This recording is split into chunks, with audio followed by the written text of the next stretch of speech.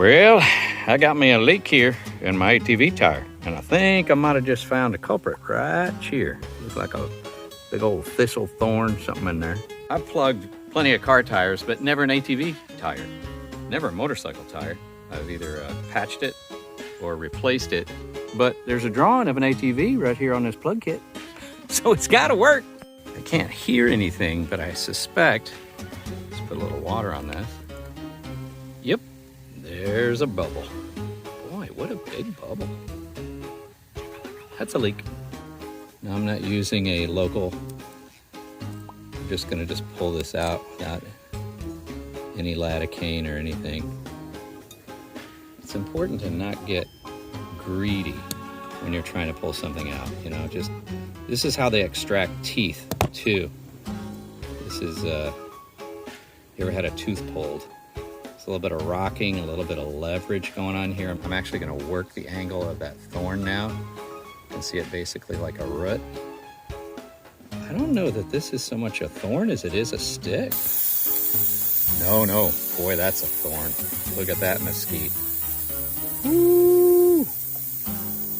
Look at that puppy right there. That'll eat your lunch. Here, and look, check this out. Excuse me. No lie, that will actually keep the air from coming out. So basically, you know, if you just have somebody that keep their finger on it while you drive around, you're golden. I'm having way too much fun with this. A lot of people are surprised to learn at how low the pressure is on these tires. Let's see, we've got right now 8. So you run between 4 and 8 on these. I know it sounds counterintuitive, but that's the recommended pressure, and anything more can create problems. But I'm gonna overinflate it so I can get better access into that hole. So we'll have a good seal. That was my seal impression.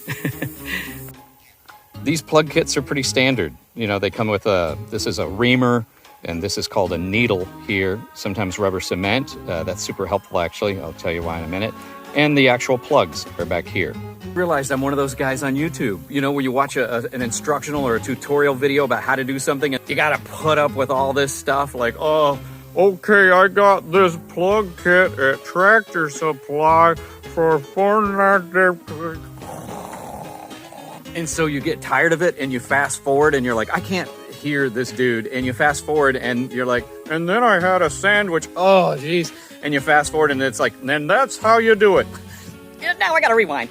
Then you have to take off this cap and take this pokey thing and poke it in there so that you can get the fluid out. I think we can just bypass this, pull one of these out and load it into the needle. But how do you load it through one of these needles? You just push it through.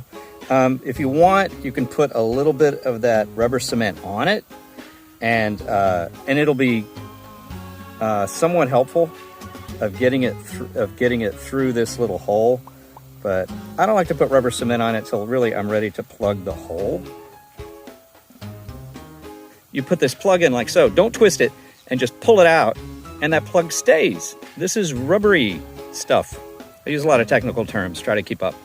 Initiate the reaming process. That's right, we're gonna ream it. You'll see that it's threaded too, and that kind of helps you work it into this and create your hole that you need. Oh, this is terrible, I shouldn't be doing this. No, you need to. That's good, I like it.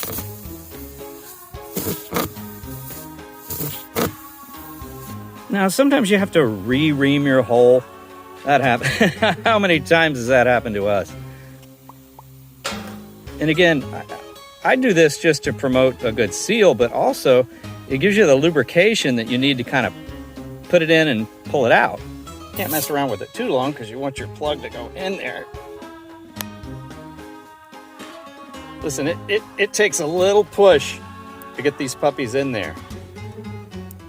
Now at this point, I know I'm in far enough. Now I'm gonna do a quick pull. And there we have it.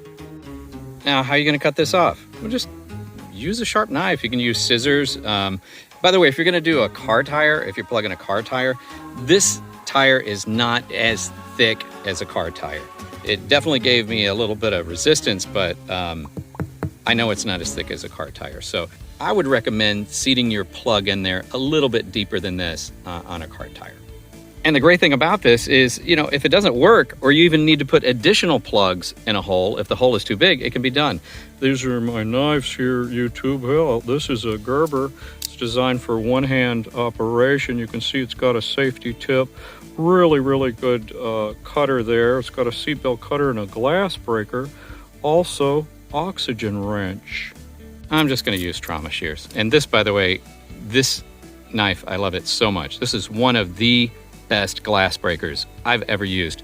Most of them on a knife handle are crap, but this one, quite nice. We're just gonna take a little off the top, okay, Mr. Hardy? This won't hurt. Boom. I can trim it down a little more. And how ironic would that be if I made a hole with the knife? Look, some of it is sticking out. That's okay. It'll also flatten out as it rolls. I appreciate your tutorial, I do, but is it going to work? Great question. Let's do the same thing with the water trick. The sidewall of every tire will give you the recommended PSI. Plus, putting a little more pressure in this tire will determine if we have sealage or do we have leakage. You can also add a little bit of soap to water. It'll really tell you if you have leaks. It's great. That soap adds saponification. Get the heck out of here with your saponification there, hey? We see no leaks, we hear no leaks. Now, the next thing I want to do is check the whole tire, because sometimes we'll find something and go, well, we found it. Well, no, unless you do a 360 and you didn't find anything. Oh, random hot wife walking by.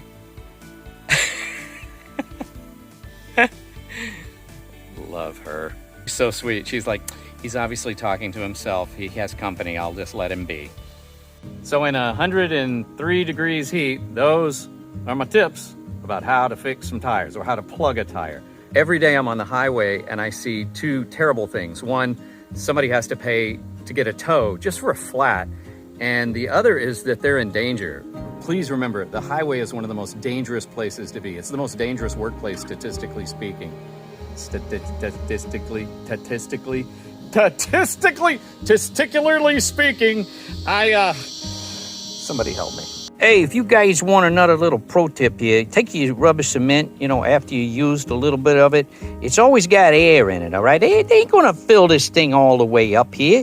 You ain't gonna get that much rubber cement for your money. And do yourself a favor.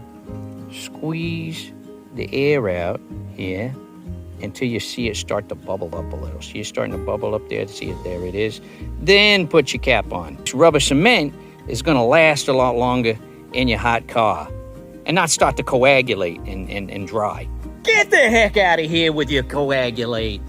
Don't worry about the rim of that wheel. Just roll off into a safe spot, because that's more important than anything. And until next time, continue to be good to one another and live to ride and roll another day. I thank you. Testicularly speaking. You see, that's the reason his wife just quietly walks by. She's like, yeah, I don't want to get involved in that conversational vortex.